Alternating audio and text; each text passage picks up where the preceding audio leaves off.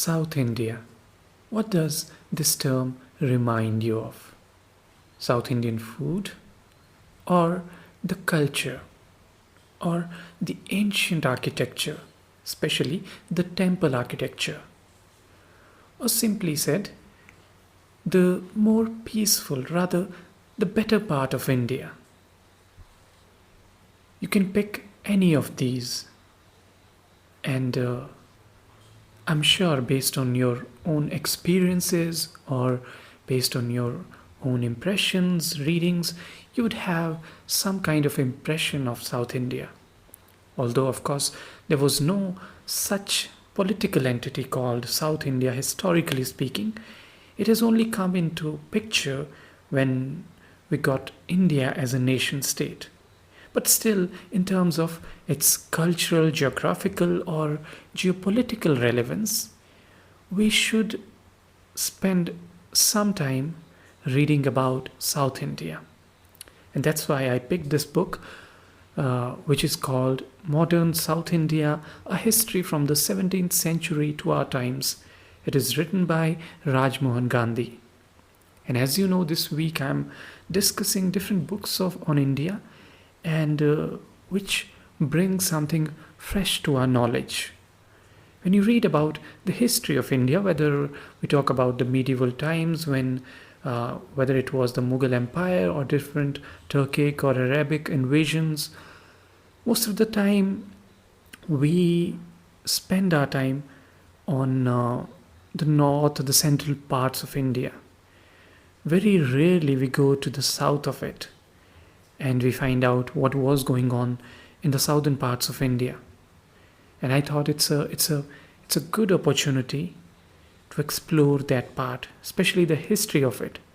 And of course, you would have got some idea from the subtitle of it that it only covers the last 3-4 centuries, that is from the 17th century to our times to the 21st century, what has been going on in South India. Yet I would say it's a good starting point. And the book, although mainly focuses on these recent centuries, it tells you about the beginning also. How did the ancient cultures flourished and what happened in the beginning. So that's what this book is about. It's about the area called Deccan, that comes from Dakhan or Dakkan, which literally from Sanskrit Dakshin or Prakrit Dakhin, it means south. So Deccan region is the region that is south of the Narmada River.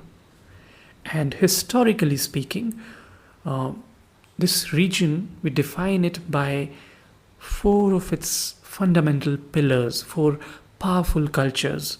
One is the Kannada, that is modern day Karnataka, the Malayali culture, which is the modern day Kerala, the Tamil, which is Tamil Nadu, and Telugu, that is in the states of Telangana and Andhra Pradesh. Of course, when we talk about this southern region, it's not specifically in terms of these states that in the modern times exist. Of course, there have been different influences from the neighboring states as well. For example, from the state of Maharashtra, the Marathi culture influences are there, the Oriya influence is there, the Konkani influence from Goa, that is there, and many other indigenous cultural influences that are there. But still, if we were to classify in terms of dominant cultures, they will be the 4 that I mentioned before. And historically speaking, there has been a contest of power, there has been a contest of dominance and influence within these 4 pillars, the 4 powers of South India. Talking about the Malayalam region, today's Kerala, it has been most balanced, if you can use that term, in terms of religion. So it is kind of different from the other 3. And therefore its sphere of influence or its power dominance has been a little different. In fact, for most part of the history, it has been governed by a separate political entity than the rest of these states or rest of the India. The other three have had interesting historical experiences. For instance, the Kannada zone, that is today's Karnataka, it occupies South India's geographical center, and it contains sites like Vijayanagara Kingdom and the Kingdom of Hyder and Tipu Sultan. On the other hand, if we talk about the Telugu region, that is in the state of Andhra Pradesh and Telangana, it is largest in terms of both area and population. And of course, I'm sure you would know about the Nizams of Hyderabad, which ruled that portion for more than 2 centuries. Down south in the state of Tamil Nadu, we have Dravidian culture or the Tamil culture, and it possesses some of the oldest literature, cultural, and religious monuments. So, as I said, there was constant struggle and sometimes even cooperation between all these kingdoms or all these cultures. So, before you read this book, I would say you should have some context about the history of that region. So, a lot of kingdoms were there in the history. For example, Chola and Pandyan rulers were ruling most of the South India, and they were known to Ashoka, King Ashoka, even in the 3rd century BCE. Similarly, Pallava rulers, they had carved out rock-cut temples in the 6th and the 7th centuries. Then later in the 13th century, the Yadavas, they ruled the Marathi world, and Kakatiyas, they ruled the Telugu world, and the Kannadiga and Tamil, they were ruled by Hoysalas and Pandyans.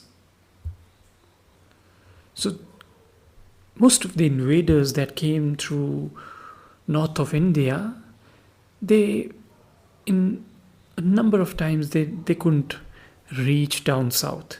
Yet the southernmost tip of India, that is Kanyakumari, it seemed like really a magnet for these invaders. So they had that eye peering down southwards. But along the way, there were so many kingdoms that they barely reached there. But occasionally they did. For example, in the first half of the 14th century, these armies led by the commanders of Delhi's Turkic rulers, they swept down deep into the south, and they destroyed a lot of palaces and temples and established some of their power in certain regions. But most of the time, because these invaders, these kings, they were ruling from Delhi, it was not really possible to manage these kingdoms from Delhi. And because of that gap, what emerged was an independent Bahmani Sultanate of the Deccan, which kind of separated into at least 5 distinct units under different chiefs, which could be found in today's Karnataka and Maharashtra, even Andhra Pradesh. And to the south of these Bahmani kingdoms, there rose the Vijayanagara Empire, which flourished really in the middle of the 14th century. I'm sure some of you would have heard about it for its impressive history, but then it was also destroyed later in the 16th century. But then something interesting happened in the 17th century. Thanks to Aurangzeb's ambitious efforts, the Mughal Sultanate that was also trying to establish down in the south, and so were the Marathas at that time. Interestingly, it was also the time when the European colonial powers, they had their eyes set on India, and they were going to colonize it soon. So it is there in the middle of the 17th century this book begins, and that's where a more interesting part of this part of India that begins. And for that, you'll really have to read the book.